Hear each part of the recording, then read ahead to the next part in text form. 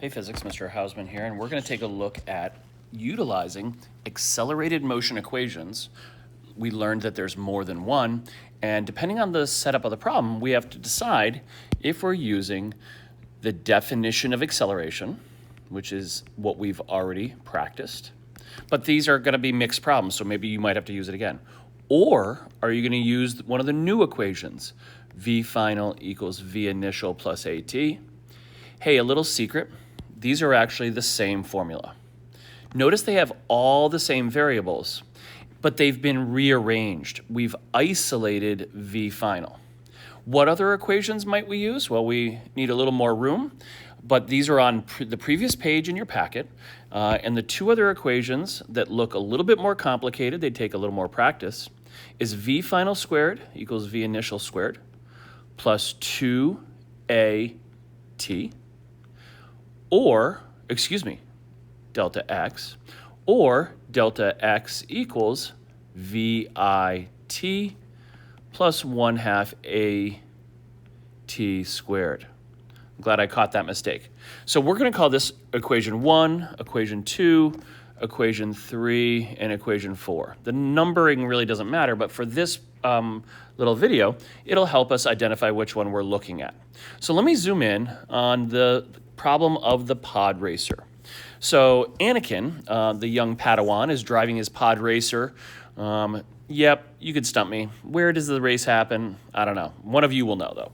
But Anakin is racing along with an initial velocity of how much? Well, he's going fast, 60 miles an hour, which is 30 meters per second. He slams on the brakes because there's an obstacle in the way. And when you slam on the brakes and you come to a stop, isn't that another way, a hidden way of saying that the final velocity is 0 meters per second? And the very next thing you know is that it takes 3 seconds. So we have three given things. And one of the ideas we heard yesterday when we were learning about these new accelerated motion equations is that you only need 3 knowns. And the unknown, let's change color, is what was the acceleration of the pod racer. It was slowing down, so I bet a few of you are already predicting that the acceleration is going to be negative. But let's see if that proves out with math. So let's take a look at our equations. Which formula has V initial, V final, and time?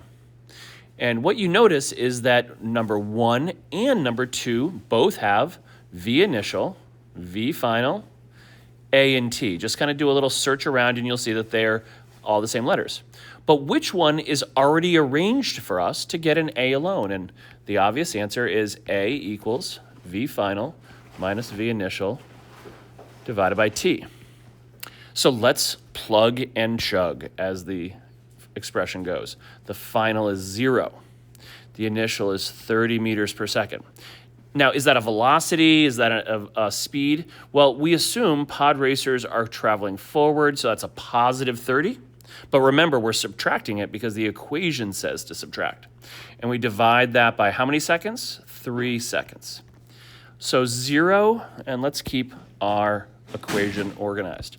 Our acceleration, therefore, simplifies down to negative 30. Let's go to the same color. Negative 30 meters per second, because 0 minus 30 is negative 30. Divide that by 3.0 seconds. Oh, 30 is 10 times bigger than 3. Or try it on your calculator, and you're going to get an acceleration of negative 10 meters per second squared. So that one's not so bad. But let's see a sample problem that's a little bit more challenging. Let's go down to number 3, a cyclist. So a cyclist is traveling along. Oh, so it's a lot like the pod racer problem. The V initial is 5.0 meters per second.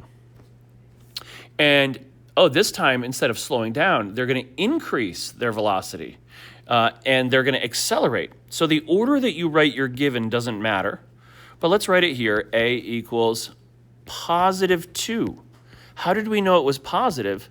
Because if you're pedaling forward and you speed up, they both have to be positive quantities. Okay, and we're trying to find the unknown V final, but look, at the very end, it's tucked in here. We're solving for T. So I think we're going to use a different form of the equations. Take a look at this page or look on your previous notes, and you'll see that we have VF as an unknown. We are given V initial. We know A and T. So I think we're going to use equation number 2. So we write it in. V final equals V initial plus AT. Plug and chug. 5 plus 2. Oops, I forgot to write it in. 3 seconds. Times 3.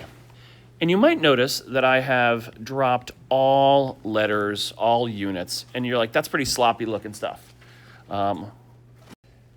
And sometimes dropping the units will help a few people with the math. If you can keep them in, even better. But I see this as 5 plus 2 times 3, or 6, or the final velocity has to be positive 11 meters per second. The disadvantage of dropping the units here, right? If you include the units, guess what? You'll notice that 5 is meters per second.